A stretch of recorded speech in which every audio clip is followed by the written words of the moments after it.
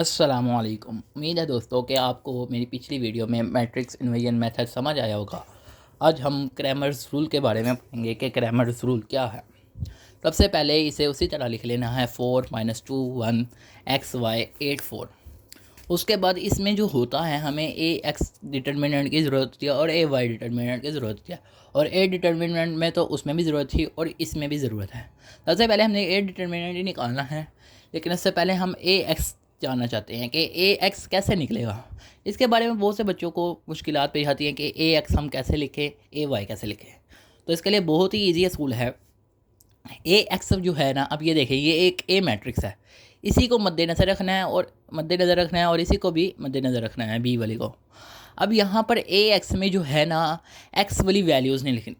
इसी तरह ए वाई में भी वाई वेरिएबल वाली वैल्यूज़ नहीं लिखनी। अब ये समझ लें कि ये एक ऐसा है कि जैसा कि आपको नज़र भी आ रहा है, ये एक्स टर्म है और ये जो टर्म है ये वाई टर्म है। तो ए एक्स में भी जो है वो एक्स टर्म नहीं लिखनी और ए वाई में वाई टर्म नहीं लिखनी। अब एक्स टर्म नहीं लिखनी तो एक्स टर्म की जगह हमने कौन सी टर्म लिखनी है, तो हमने वो बी वाली टर्म लिखनी है। जैसा कि यहाँ पे लिखा हुआ है 8 और यहाँ पे -4 है, सॉरी यहाँ पे -4 है। अब ये ऐसे, अब यहाँ पर देखें, ए वाई में भी वाई वाली टर्म नहीं लिखनी तो एक्स वाली टर्म लिखनी है, मगर वाई वाली टर्म नहीं लिखनी। इसी तरह ए एक्स में एक्स वाली टर्म नहीं लिखनी, वाई वाली टर्म लिखनी है। कौन सी टर्म है जहाँ पर वो वाली लिखनी है, और जो सब्सक्रिप्ट यूज़ हो रहा है, इसे सब्सक्रिप्ट कहते हैं, वो हमने उसकी जगह वो वाली वैल्यू नहीं लिखनी। अब यहाँ पर ए वाई में जो है, यहाँ पर लिख ली एक्स की जगह वैल्यू लिख ली, वाई वाली नहीं लिखनी। वाई वाली की जगह जो है हमने ये लिख लेनी है।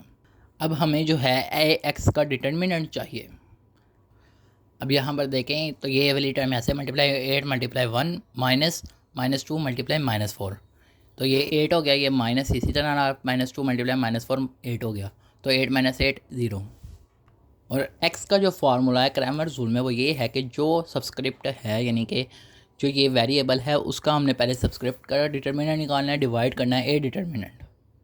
अब ए एक्स का डिटर्मिनेंट तो 0 आया है अभी पीछे, और इसी तरह डिवाइड, और ए का डिटर्मिनेंट 10 आया है, तो 0 / 10 जो होता है वो 0 होता है। अब इसी तरह हम लिखेंगे ए वाई का डिटर्मिनेंट इस तरह, 4 - 4 को मल्टीप्लाई किया तो नफ़ी 16 आ गया। इसी तरह नफ़ी लिखा जो फार्मूले का है 8 3 24, तो ये 24 आ गया।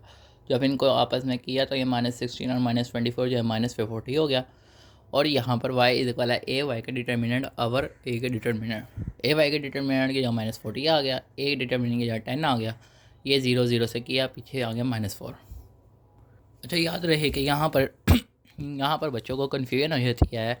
अब n जो है ये कोई भी नंबर हो सकता है, 2 3 कोई भी रियल नंबर हो सकता है, और यहाँ पर भी n जो है वो कोई भी रियल नंबर। अगर हम किसी रियल नंबर को डिवाइड करते हैं 0 से तो वो एरर आता है, चाहे यहाँ पर 0 अगर 0 भी होगा ना तो तब भी एरर आएगा, क्योंकि डिवाइड में जब 0 आएगा ना तो वो एरर देगा, तो उसका आंसर जो है वो पॉसिबल नहीं है। इसी वजह से जो सिंगुलर मैट्रिक्स होता है उसका मैट्रिक्स नहीं निकलता, इन्वर्स नहीं निकलता, यानी कि। तो अब यहाँ पर लेकिन अगर हम किस 0 को किसी नंबर से डिवाइड करें तो वो आंसर 0 ही आता है। तो ये एक कन्फ्यूजन हो जाती है बच्चों को। तो उम्मीद है कि दोस्तों आप सबको मेरी वीडियोस पसंद आई होंगी। अगर आपको ये वीडियो पसंद आई है तो इस वीडियो को लाइक करें और चैनल को सब्सक्राइब करें, और आने वाली मज़ीद वीडियोस के लिए बेल नोटिफिकेशन का आइकन प्रेस करें। और इस वीडियो को और मैंने जितनी भी वीडियोस बनाई हैं, इस वीडियोस को अपने दोस्तों के साथ शेयर करें। शुक्रिया।